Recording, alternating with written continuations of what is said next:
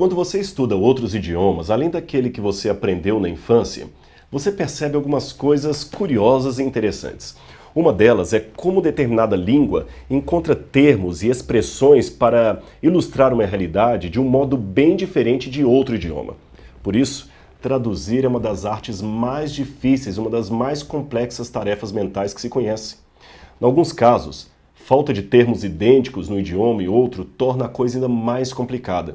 E os falsos cognatos, isto é, palavras que são semelhantes, mas têm um sentido bem diferente entre uma língua e outra. Por exemplo, actually, em inglês, não significa atualmente, mas verdadeiramente, de fato, realmente.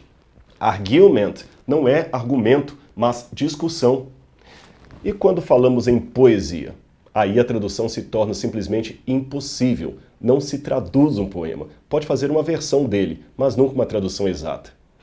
Em que pese o respeitado e complexo trabalho dos que se especializam em tradução e intérprete, algumas vezes os próprios tradutores admitem o jargão italiano que diz traduttore traditori.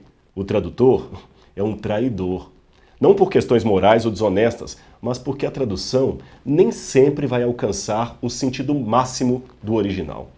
Tente, por exemplo, traduzir com um único termo a palavra saudade para outro idioma além do português. E por que eu estou dizendo tudo isso para você? É porque nessa reflexão de hoje, eu queria falar de um termo hebraico traduzido por fé, mas que tem um sentido muito mais profundo na língua dos antigos hebreus. Trata-se de emuná.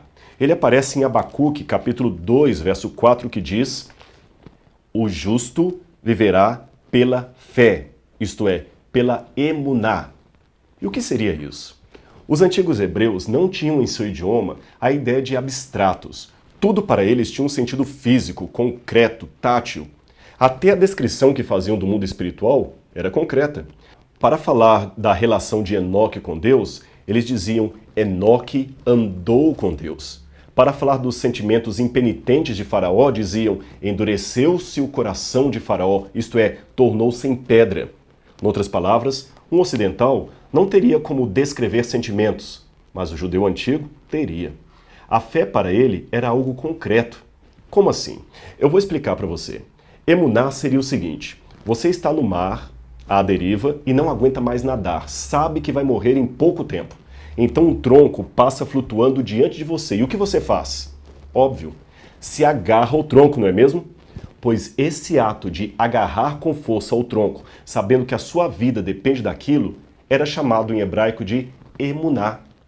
Talvez firmeza, ou fidelidade, ou ainda agarramento, seriam uma boa alternativa para entender o termo original.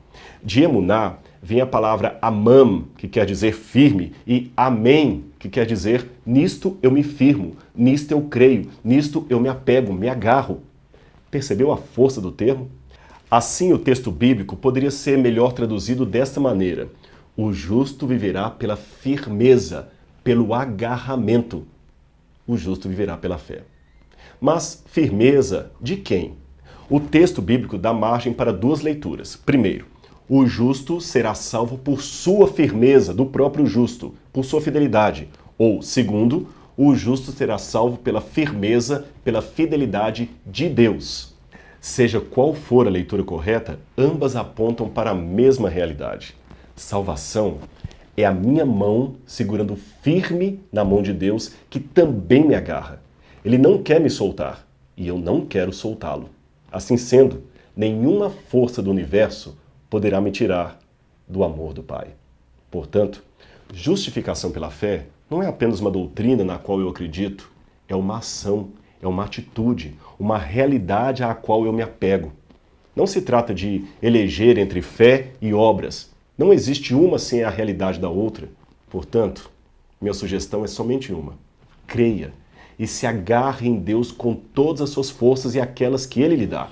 Nisto se resume toda a doutrina da salvação.